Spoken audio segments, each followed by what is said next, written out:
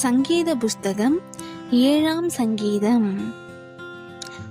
பென்யமீனியனாகிய கூஷ் என்பவனுடைய வார்த்தைகளின் நிமித்தம் தாவீது கர்த்தரை நோக்கி பாடின சிகாயோன் என்னும் சங்கீதம்.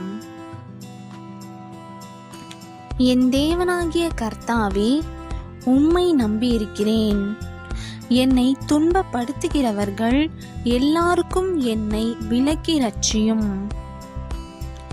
சத்துரு சிங்கம் போல் என் ஆத்துமாவை பிடித்து கொண்டு போய் விடுவிக்கிறவன் இன்னாமையால் அதை பீறாதபடிக்கு என்னை தப்புவியும்.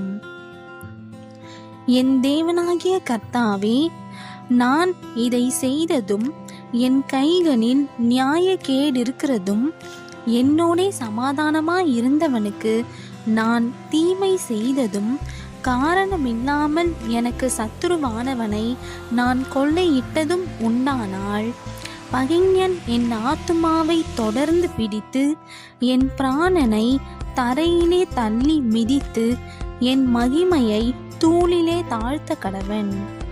சேலா. கர்த்தாவே, நீர் உம்முடைய கோபத்தில் எழுந்திருந்து என் சத்துருக்களுடைய மூர்க்கங்களின் நிமித்தம் உம்மை உயர்த்தி எனக்காக விழித்து கொள்ளும். நியாய தீர்ப்பை நியமித்திருக்கிறீரே. ஜனக்கூட்டம் உம்மை சூழ்ந்து கொள்ளும். அவர்களுக்காக திரும்பவும் உன்னதத்திற்கு எழுந்தருளும். கர்த்தர் ஜனங்களுக்கு நியாயம் செய்வார். கர்த்தாவே, என் நீதியின்படியும் என்னிலுள்ள உண்மையின்படியும் எனக்கு நியாயம் செய்யும். துன்மார்க்கனுடைய பொல்லாங்கை ஒழிய பண்ணும். நீதிமானை ஸ்திரப்படுத்துவீராக.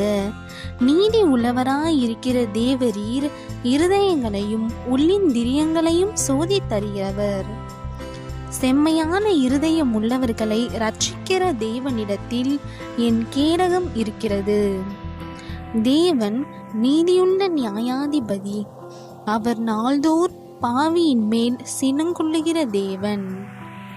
அவன் மனம் திரும்பாவிட்டால் அவர் தம்முடைய பட்டயத்தை கருக்காக்குவார். அவர் தம்முடைய வில்லை நாணேற்றி அதை ஆயத்தப்படுத்தி இருக்கிறார். அவனுக்கு மரண ஆயுதங்களை ஆயத்தம் பண்ணினார். தம்முடைய அம்புகளை அக்கினி அம்புகள் ஆக்கினார். இதோ, அவன் அக்கிரமத்தை பெற கர்ப்ப வேதனைப்படுகிறான். தீவினையை கர்ப்பந்தரித்து பொய்யை பெறுகிறான். குழியை வெட்டி அதை ஆழமாக்கினான். தான் வெட்டின குழியில் தானே விழுந்தான். அவன் தீவினை அவன் சிரசின் மேல் திரும்பும். அவன் கொடுமை அவன் உச்சந்தலையின் மேல் இறங்கும். நான் கர்த்தரை அவருடைய நீதியின்படி துதித்து உன்னதமான கர்த்தருடைய நாமத்தை கீர்த்தனம் பண்ணுவேன்.